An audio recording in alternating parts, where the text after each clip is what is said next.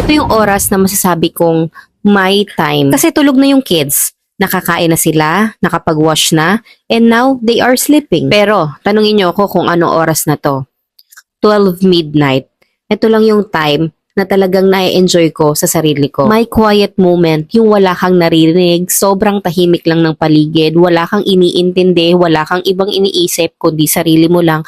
Kaya dinadama ko talaga yung time na to para alagaan yung sarili ko. Ginagawa ko lahat ng self-care at mga skincare routine. Because this is the only time for myself. At sa lahat ng mga nanay na nakikinig ngayon, alam ko hindi madali ang maging isang ina. Everyday, ang daming responsibilities sa bahay, sa asawa, sa mga anak, at minsan nakakalimutan na natin yung sarili natin. May mga araw na pagod ka na, pero kailangan mo pa ring bumangon.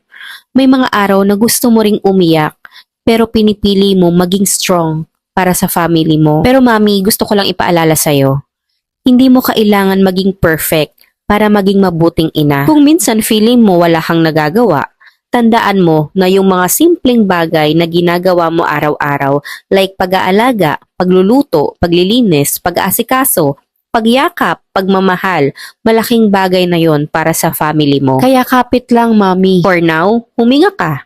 Magpahinga ka kapag kailangan at huwag mong kalimutang alagaan din ang sarili mo. Kaya mo to. Hindi dahil madali, kundi dahil araw-araw pinipili mong lumaban para sa mga taong mahal mo. And just a reminder from a mom, you're doing better than you think. By the way, this hair brush, nakakaganda ng hair. Parang napapatino niya yung buhok ko. Try mo na din, mom. Self-care nga, di ba?